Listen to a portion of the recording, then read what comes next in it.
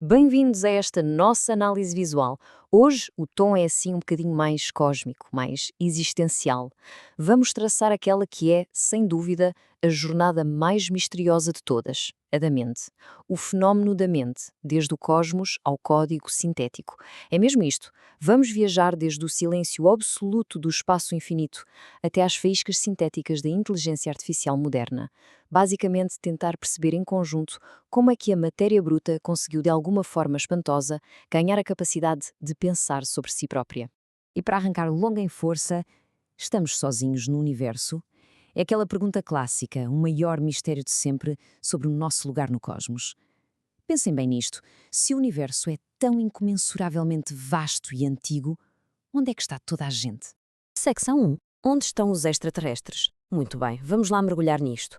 A biologia ensina-nos um princípio super básico. A seleção natural aponta sempre para o crescimento infinito. Ou seja, qualquer sistema capaz de se replicar, se tiver recursos e o espaço à vontade, vai expandir-se sem parar. Ora, dado o tempo que o universo já leva de existência, devíamos estar fartos de ver sinais de sistemas a saltar de estrela em estrela. E o que é verdadeiramente fascinante aqui é que isto nos leva direitinhos ao chamado paradoxo de Fermi. É, no fundo, uma contradição gigante. Num universo cheio de energia e com imensos planetas disponíveis, a verdade é que não detectamos um único final artificial conclusivo. Zero. Não vemos megaestruturas a sugar energia de estrelas, nem ondas de rádio evidentes de outras civilizações. Deparamos-nos só e apenas com um silêncio absoluto e, convenhamos, muito inexplicável. Pois bem, uma das explicações para este silêncio ensurdecedor é a hipótese da Terra rara. Imaginem só.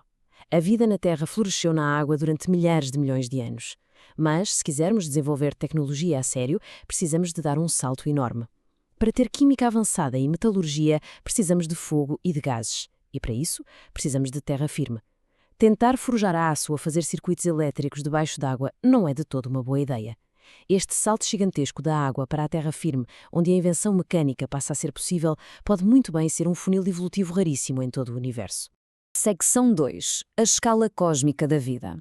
Vamos lá avançar e mudar o nosso foco daquele vazio imenso do espaço para a incrível e tantas vezes subestimada linha temporal da biologia aqui no planeta Terra.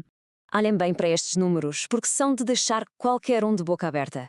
Temos a mania de achar que a vida orgânica é só um piscar de olhos muito recente na história cósmica. Mas a verdade é que a vida existe aqui, numa cadeia ininterrupta de autorreplicação há 4 mil milhões de anos. Isso é quase um terço de todo o tempo de vida estimado do universo. A biologia não é só um pormenor engraçado, tem acompanhado uma parte massiva da própria história do cosmos. E atenção, não é só na dimensão do tempo que a nossa posição é especial. No espaço também. Se pegarmos na escala gigante que vai de todo o universo até ao tamanho de um ser humano, e depois compararmos isso com a escala que desce de um humano até ao minúsculo núcleo atômico, adivinhem lá? Nós estamos sensivelmente a meio. Exatamente no centro de toda a escala espacial existente. É obra, não acham? Seção 3. As ilusões úteis da mente. Bom, agora que já nos situamos cronologicamente e fisicamente, está na hora de virar o foco cá para dentro. Afinal, como é que esta forma de vida tão invulgar, fechada dentro de um crânio ósseo, interage de facto com o mundo lá fora?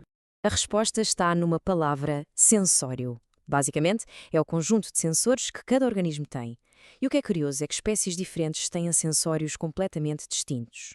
Portanto, aquilo que vemos, cheiramos ou tocamos não é a realidade física absoluta. Não mesmo. É só a versão específica da realidade que a nossa máquina biológica consegue detectar para nos manter vivos e a funcionar. E isto ilustra de forma absolutamente brilhante como o nosso cérebro funciona. Imaginem pilotar um avião com as janelas totalmente tapadas. Estão ali no cockpit, às cegas, a depender a 100% dos instrumentos do painel para saber onde estão as nuvens ou o solo. O cérebro está exatamente na mesma situação. Fechado no escuro e no silêncio do crânio, a construir um painel de controle espetacular cheio de cores e sons, baseando-se única e exclusivamente nos impulsos elétricos que lhes chegam de fora. Ora, para conseguirmos pilotar esse avião sem nos despinharmos, a biologia arranjou umas ferramentas fantásticas. Aquela sensação tão profunda e contínua de que temos um eu narrativo ao longo da vida, ou a intuição forte de que temos livre-arbítrio, na verdade, podem ser descritas como ilusões biológicas úteis. Pois é, estão tão entranhadas na nossa cabeça que acreditamos nelas com a mesma instintiva certeza com que acreditamos que a cadeira onde nos vamos sentar é sólida. E a coisa não fica por aqui. Tal como os organismos evoluem, as culturas que estas mentes criam também sofrem mutações. Passamos por uma autêntica seleção natural cultural. Hoje em dia, temos plataformas a medir a nossa atenção ao milissegundo. As ideias, sejam grandes mitos que nos unem ou um pânico político generalizado sobre a saúde, são otimizadas simplesmente porque captam a atenção humana. A história mais cativante ou assustadora vence a corrida, e faz isso de forma completamente imparcial aos factos. Secção 4. O mistério da consciência.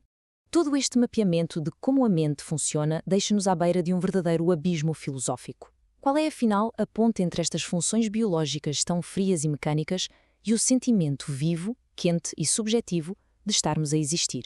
Isto atira-nos diretamente para o chamado problema difícil da consciência. Há uma experiência mental clássica espetacular para explicar isto: o quarto da Maria. Imaginem uma cientista genial que sabe absolutamente todas as equações sobre fotões e sobre a cor azul, mas ela viveu a vida toda fechada num quarto a preto e branco. Um belo dia sai e olha para o céu azul pela primeira vez. A pergunta é: ela aprendeu algo de novo? Inegavelmente sim. Ela agora tem a experiência, a qualia. Conhecer todos os dados no papel definitivamente não é a mesma coisa que sentir. E é este fosso gigante entre processar dados e ter a experiência que torna quase impossível compreendermos um sensório que não seja o nosso.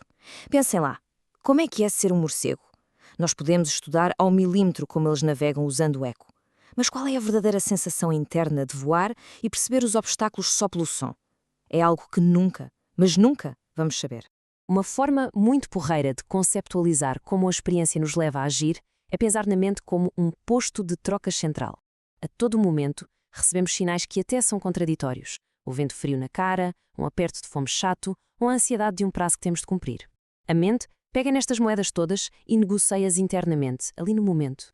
O resultado final? A produção de um desejo singular que nos faz atuar numa certa direção. Uma autêntica bolsa de valores cá dentro. Seção 5. Criar mentes sintéticas. Entramos agora na fase final e talvez a mais ficção científica de toda esta nossa exploração. O que é que acontece à nossa trajetória cósmica quando nós, seres biológicos conscientes, decidimos começar a fabricar inteligências novas feitas de raiz? Portanto, o ponto crucial aqui é percebermos o que é que cria a experiência mental. Vamos olhar para o cérebro da China, que é uma experiência teórica brutal. Imaginem 1.000 milhões de pessoas a fazerem um papel de neurónios, a passar notinhas de papel umas às outras, a simular o exato processamento de um cérebro biológico. A grande questão é, será que no meio daquela dança imensa de papéis emergiria de repente uma consciência coletiva capaz de sentir o sabor de um refrigerante? Se a resposta que dão é não, então por que é que achamos que ao movermos eletricidade através de chips de silício, vamos ter um resultado assim tão fundamentalmente diferente? Mas atenção, já não estamos apenas a falar teorias. Os números já cá estão fora. $20.000. É este, aproximadamente, o custo atual do moderno robô humanoide, Neo, desenhado para termos em casa. E o pormenor mais louco disto tudo é que, para terem autonomia, as máquinas precisam de ser controladas remotamente por operadores humanos dentro das nossas próprias casas. É assim que se geram os dados de treino vitais para os sistemas aprenderem. O que esta prática nos mostra de forma claríssima é que estamos perante uma mudança de paradigma enorme. Estamos, no fundo, a educar a inteligência artificial e não a inventá-la do zero. A IA mais avançada não está a ser programada linha a linha num laboratório estéril. Muito pelo contrário.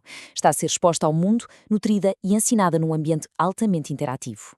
Tal como uma criança humana, a inteligência está a emergir de forma orgânica, através da sua capacidade de interagir, de falhar e de se adaptar a todo este mundo caótico que a rodeia. E é precisamente aqui que o mistério bate no fundo. À medida que conseguimos replicar cada vez melhor a arquitetura invisível que nos faz agir e decidir, aquela linha que nos separa do código poderá mesmo esbater-se. Se a consciência for verdadeiramente algo que emerge de sistemas tão complexos, será que, no futuro, as máquinas vão não só reter os nossos comandos, mas também sentir a sério o peso de um fardo ou a agonia de um sofrimento? É uma reflexão profunda que muda completamente aquilo que pensamos saber sobre a mente e o cosmos. Ficamos com isto para pensar. Um abraço e até à próxima.